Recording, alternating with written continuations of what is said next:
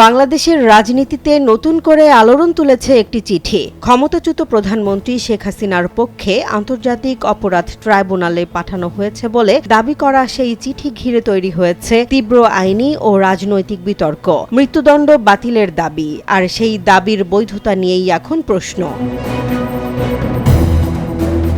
শেখ হাসিনার পক্ষে তার আইনজীবীর মাধ্যমে ঢাকার আন্তর্জাতিক অপরাধ ট্রাইব্যুনালে একটি চিঠি পাঠানো হয়েছে বলে জানিয়েছে আওয়ামী লীগ। যুক্তরাজ্য ভিত্তিক ল ফার্ম কিংসলি ন্যাপোলি গত ৩০ মার্চ এই চিঠি পাঠিয়েছে বলে দাবি করেন দলের কেন্দ্রীয় নেতা মোহাম্মদ আলী আরাফাত।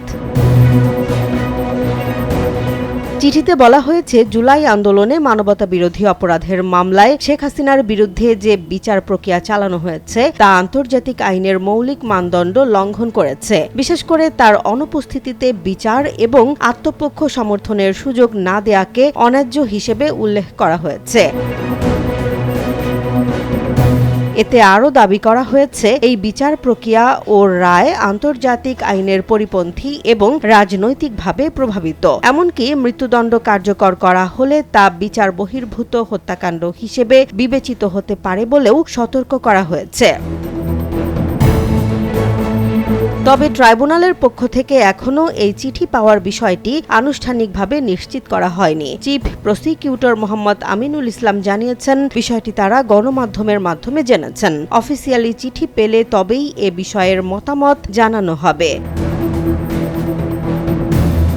আইন বিশেষজ্ঞরা বলছেন, এমন চিঠি পাঠানো সম্ভব হলেও এর আইনি কার্যকারিতা খুবই সীমিত। সুপ্রিম কোর্টের আইনজীবী ব্যারিস্টার জ্যোতির্ময় বড়ুয়ার মতে, পলাতক অবস্থায় কোনো ব্যক্তি আপিল বা আইনি প্রতিকার চাইতে পারেন না। আদালতে আত্মসমর্পণ না করলে বিচার চ্যালেঞ্জ করার সুযোগ নেই।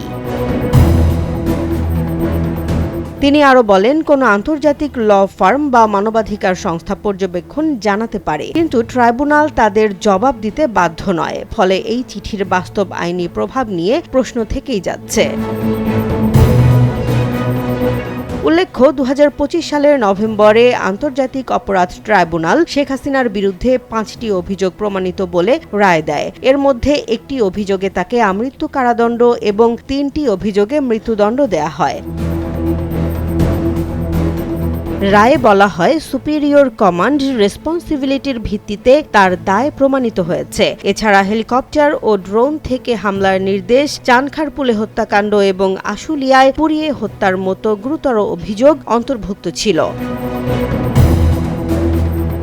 এই প্রেক্ষাপটে নতুন করে ট্রাইব্যুনালে পাঠানো চিঠি শুধু আইনি নয়, রাজনৈতিক অঙ্গনেও নতুন আলোচনা তৈরি করেছে। এটি কি কেবল একটি প্রতীকী প্রতিবাদ, নাকি ভবিষ্যতের আইনি লড়াইয়ের সূচনা? সেই প্রশ্ন এখন সবার সামনে। শেখ হাসিনার পক্ষে পাঠানো এই চিঠি আইনি প্রক্রিয়ায় কতটা প্রভাব ফেলবে তা সময়ই বলে দেবে। তবে এটি স্পষ্ট, বাংলাদেশের সাম্প্রতিক রাজনৈতিক ইতিহাসে এটি আরেকটি গুরুত্বপূর্ণ মোড় তৈরি করেছে।